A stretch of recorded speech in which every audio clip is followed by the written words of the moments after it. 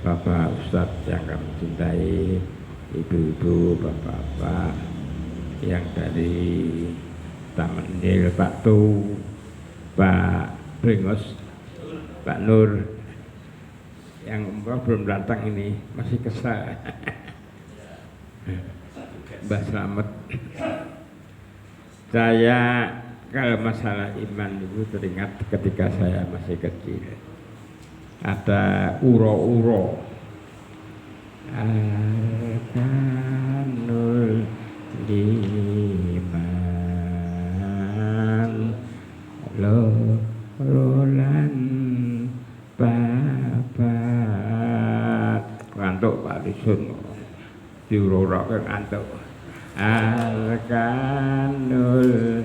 iman rolan babat. Nah, iman ing Allah lan ping telu iman kitabe Allah kaping pat iman utusan Allah ping lima iman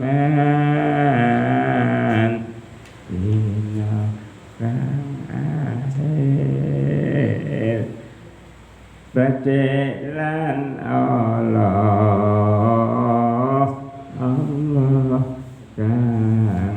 nakdir. Jadi itulah 6 poin sebagai rukun daripada iman. Maka dari itu agar iman kita semakin mantap, kita harus selalu iman kepada Allah dan Rasulullah.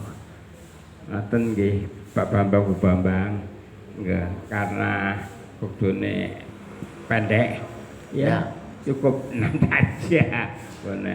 Nek kakean dek anu ya itu kantuk. Wabillahi taufik wal hidayah. Assalamualaikum warahmatullahi wabarakatuh. Terima kasih. Assalamualaikum warahmatullahi wabarakatuh. Salam. Mohon penjelasan Ustadz. Yang pertama adalah puasa ini untukku, aku yang akan membalasnya. Dikontekkan dengan inna sholati wa nusuki wa mahyaya wa mamati lillahi rabbil alamin. Itu semuanya adalah untuk Allah. Bagaimana konteksnya? Yang satu hanya dia yang membalasnya Allah, yang satu kan juga untuk Allah. Inna sholati wa nusuki. Itu konteksnya bagaimana ini? Yang kedua, indikator doa diterima dan dosa diampuni di bulan Ramadan itu indikatornya apa? Apakah saya diampuni atau tidak dan diterima? Kan saya kesulitan itu. Apakah ada indikatornya? Yang ketiga, celakalah orang-orang yang kedua orang tuanya atau salah satu dari keduanya tidak masuk surga. Ya, ini. Sekarang kalau orang tuanya adalah musyrik dan murtad, sedangkan anaknya soleh, apakah dia celaka? Nabi Ibrahim itu soleh, Azhar orang tuanya musyrik gitu. Ikrimah bin Abu Lahab itu adalah soleh, sedangkan Abu Lahab adalah seperti itu. Hindun solehkah? Abu Sufyan seperti itu. Apakah Hindun, Ikrimah dan lain sebagainya yang soleh itu bisa celaka? Kalau melihat konteks doa Jibril ini, saya butuh penjelasan, bukan tidak apa-apa, hanya saya yakin ini konteksnya bagaimana. Terima kasih. Assalamualaikum warahmatullahi wabarakatuh. Ini menerangkan tentang ketika Jibril berdoa saat akan khotbah di mimbar. Nah, dalam konteks apa atau pemahaman khotbah yang kita pahami dengan khotbahnya Rasulullah? Maksudnya itu khotbah dalam rangka apa? Atau istilah makna tangga, ketika tangga itu apakah itu tangga podium atau tangga apa? Kan pemahamannya dangkal itu kan. Yang kedua, malaikat Jibril dalam doanya istilahnya utusun rabbuna wal malaikatu waruh. Apa itu ruh itu juga nama malaikat Jibril itu sendiri gitu. Terima kasih. Namun sebelum untuk melanjutkannya, mohon untuk Pak Bambang. Warga baru. Kok nggak bunyi? Dia nggak bunyi kenapa mic-nya? Mic nggak bunyi. Alhamdulillah ini ada kajian ya. Ikut fosi barang waktu dulu ya. Alhamdulillah ada kajian. Ya kita ikuti aja. Ya. Apalagi ada online-nya. Insya Allah nanti kalau nggak bisa saya ikut online juga. Ya. Ya itulah yang kami harapkan, kajian ini Bapak ini bisa mengikuti pada zamannya. Sebab terus terang kalau kita lihat di YouTube banyak sekali Islam itu dijolimi lewat luar negeri ya. Jadi alhamdulillah ini bagian daripada kemajuan teknologi. Kalau tidak bisa hadir di sini bisa di online, dan saya insya Allah ikut Zoom-nya nanti Pak. Sebab nanti hari Sabtu juga saya ikut KJS sehingga waktunya itu betul-betul dibagi. Terima kasih, saya perkenalan, saya namanya Bambang juga Pak. Sama ya. Sama. Sekian, wassalamualaikum warahmatullahi wabarakatuh. Mudah-mudahan bisa. Katanya ngajar Pak Guru ya? Ya. Di mana? Saya sudah pensiun, saya guru olahraga waktu dulu Pak. Guru? Guru olahraga. Di mana? Di SD Lerep 1. PNS berarti. PNS ya. Berarti sudah kenal saya lama ya berarti ya. Sudah. Alhamdulillah saya anaknya Bapak waktu dulu. Iya. Karena sama-sama pensiun udah ya. Kalau saya rumahnya waktu dulu Jalan Brigjen Sudiarto, sekarang saya Jalan Garuda nomor 12. Oh, Di itu depan berarti persis. Pak Panjenengan kenal itu mantan Kadinas Oh Pendidikan. iya, kenal semua Pak. Tapi kan makomnya beda mungkin. Ya. Kalau sekarang sudah pensiun sama gitu. Dia sufi dia. Oke. Saya kira itu saja, mungkin kalau ada pertanyaan saya siap untuk menjawab. Terima kasih. Ya. Salam. Alhamdulillahirobbilalamin. Di sini itu Pak, saya mau bertanya itu tentang tingkatan amal ibadah ataupun tingkatan pemahaman dalam berpuasa ini. Bagaimana puasanya orang yang pemahamannya itu agak di bawah, tapi dia juga berusaha untuk tetap mengikuti puasa menurut syariah, dan juga puasanya bagi orang yang benar-benar mu'alaf, yang sama-sama di bawah, yang sama-sama belum tahu dan berusaha untuk mengamalkan ibadah puasa itu menurut syariah yang mereka pahami masing-masing. Yang menjadi pertanyaan saya itu apakah itu jadi kategorinya sama itu untuk yang menjadi yang dijanjikan Allah itu Pak, untuk menerima pahalanya masing-masing dari Allah, itu apakah kata itu sama Pak, sama-sama yang belum paham itu Pak. Terima kasih. Wassalamualaikum warahmatullahi wabarakatuh. Salam warahmatullahi wabarakatuh. Ibu dulu dari sana dulu. Pekan lalu mungkin Ibu nggak hadir ya, karena kurang sehat ya. Jadi pekan lalu sudah saya sampaikan, puasa itu memang bertingkat-tingkat. Kalau kita lihat di surat Al-Baqarah 183, ya ayyuhalladzina amanu kutiba syiyam. Jadi orang-orang beriman yang dipanggil Allah untuk berpuasa Ramadan, gitu kan. Sedangkan puasa Ramadan ini sebetulnya ketika Nabi Muhammad itu baru tahun kedua Hijriah wajibnya itu. Jadi ketika masih di Mekah sebetulnya Nabi Muhammad dan sahabat itu belum diwajibkan puasa Ramadan. Kenapa? Karena imannya yang belum mantap, belum kokoh, sehingga pakai Al-Baqarah 184 gitu. Wa alladzi nayutina fidyatun ta'amu miskin. Jadi engkau bisa memilih kalau nggak akan puasa yang bayar fidyah. Itu Al-Baqarah 183, 84 inilah diwajibkan seluruh umat di dunia ini untuk berpuasa. Jadi fardu ya.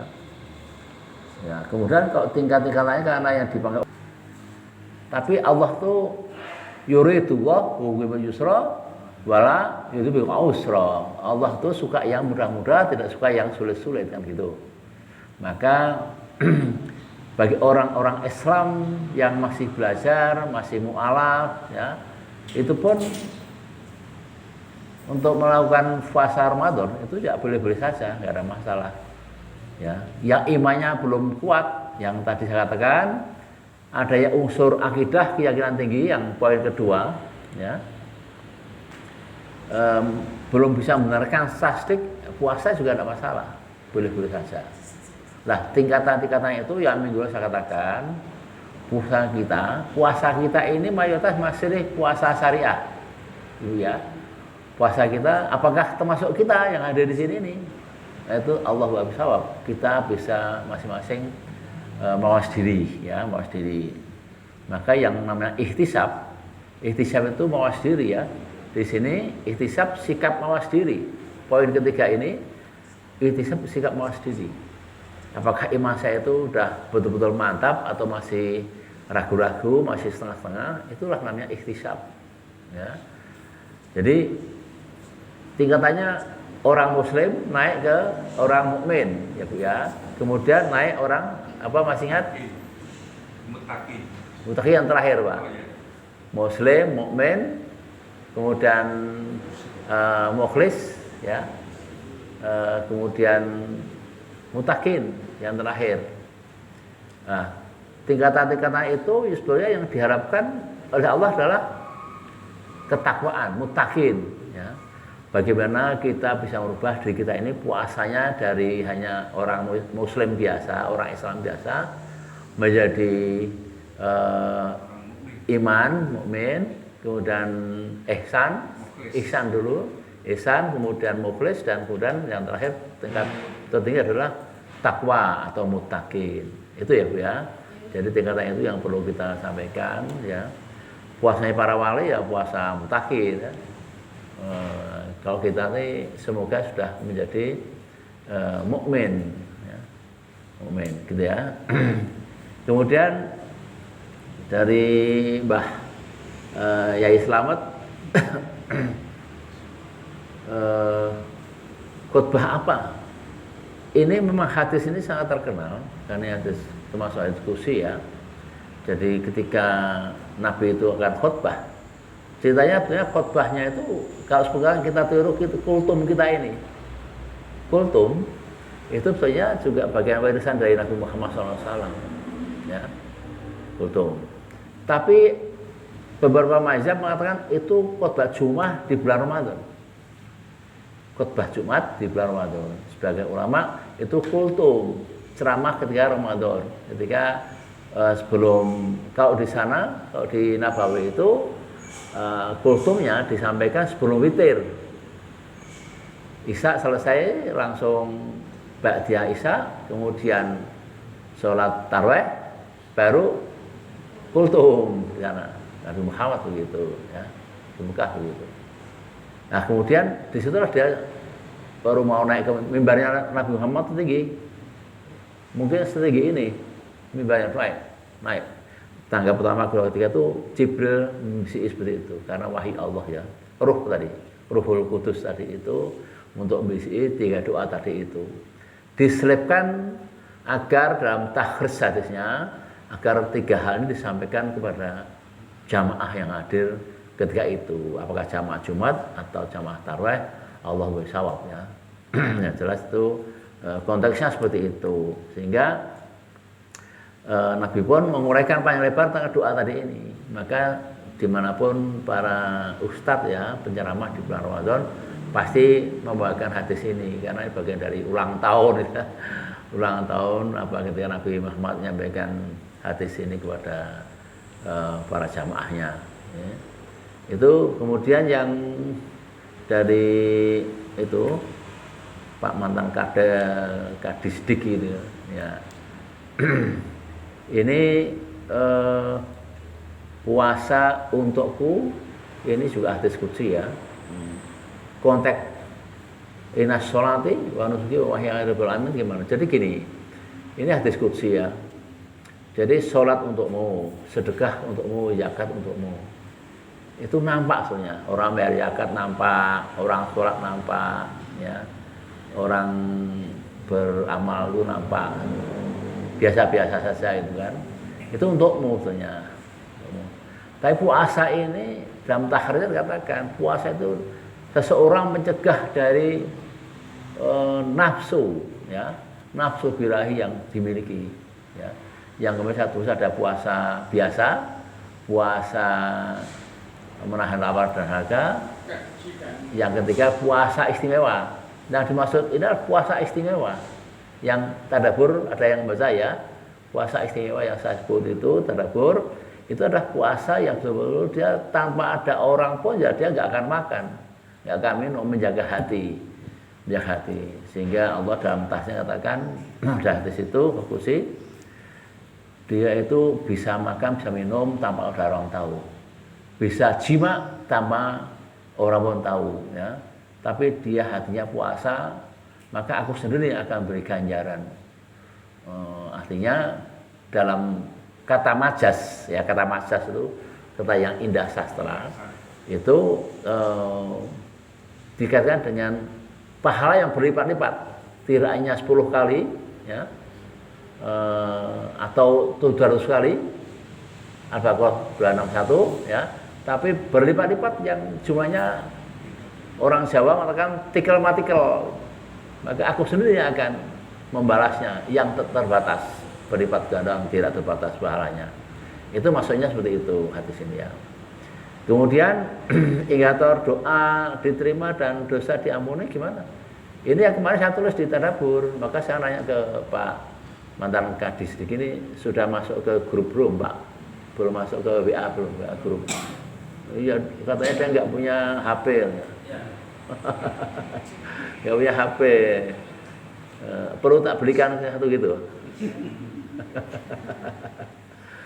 Jadi gini, sebenarnya banyak hal yang saya sampaikan di tadabbur pagi, ya mungkin Pak Bambang baca ya saya.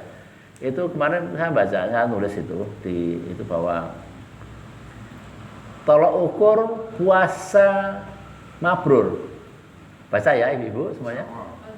Nah, tolok ukur puasa mabrur. Pak Tuk ini kemudian HP-nya masih dipesan, diorder. Puasa mabrur itu seperti haji mabrur, ya. Mabrur dari asal kata apa? Al-baru, al-biru, ya. Artinya kebaikan yang sangat tinggi, ya. Kalau orang sudah dapat al-biru, mabrur, maka nampak dalam kehidupan setelahnya. Setelah Ramadan itu nampak sekali. Kehidupan orang itu menjadi alim sekali, rajin sholat dengan Mbah Yai 5 waktu, ya. Belum waktunya adzan sudah datang dulu sholat qobliyahnya, ya, macam-macam, ya. Kemudian baca Quran. Itu istiqomah. Artinya konsisten dilakukan itu, ya. Itu. Jadi kalau itu enggak berarti bukan mabrur puasanya. Ya, berarti konteksnya, indikatornya berarti tidak diterima. Pahalanya kurang elok, kurang indah, dan mungkin dosanya juga kurang bisa diampuni karena setelah Ramadan nggak lebih baik, lebih jelek gitu kan. Ada nggak Pak? Banyak sekali loh, betul nggak? Banyak sekali kita. Bahkan di antara kita sholat tarawih, ya, ada sahabat yang kita kenal gitu. Hari pertama datang rajin, kedua, ketiga, empat, kelima, 6, 7 hilang. Ya Pak Andi betul nggak? Teman-teman kita ada nggak di sana? Oh, alasannya sibuk di kantor, sibuk ini. Ini ngalahkan keistimewaan puasa. Kesibukan kantor lebih penting daripada puasa Ramadan. Ini salah. Namanya itu bukan iman ya Bu. Itu masih Islam-Islaman gitu. Saya yakin orang gini ini, model gini ini, sholatnya juga mesti telat-telat. Sholat duhur engko jam 2:30, ya. Dirobol sama sholat asar. Ini nggak boleh seperti itu, menjaga iman, ya. Harus iman dan ihtisab, kan itu ya. Itu yang penting, ya. Kemudian orang tua kafir jelas doanya hanya untuk orang yang beriman, ya. Konteks dalam puasa ini yang dipanggil dalam puasa kan orang beriman, ya, doanya juga doa orang-orang beriman.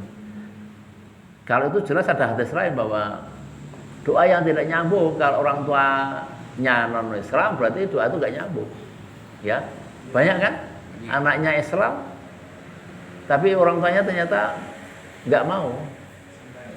Contohnya nggak usah jauh terkenalnya Abi Muthalib, ya, itu pamannya Nabi.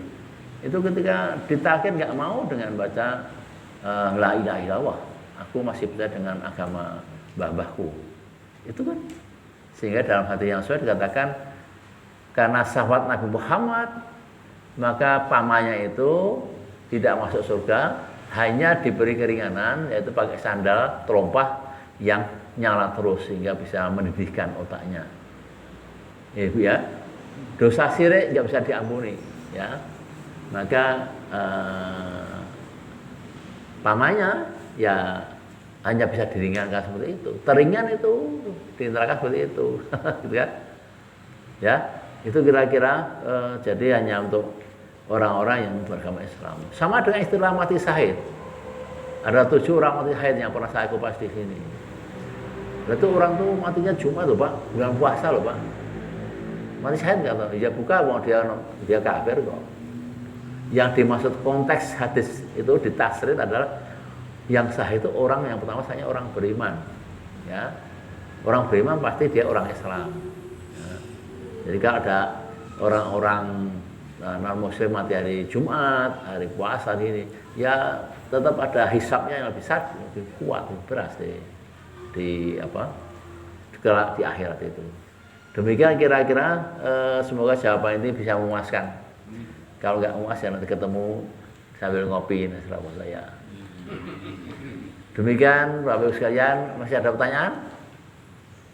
Bahman cukup? Ya ini kultum, jadi nggak usah banyak-banyak, nggak haus. Bapak Ibu sekalian, baik yang online dan juga offline, kita jumpa lagi di hari Sabtu yang akan datang. Terima kasih atas kehadirannya, baik yang online tentunya, yang dari Bogor, dari Pemalang, dari mana itu ya. Terima kasih, sampai jumpa.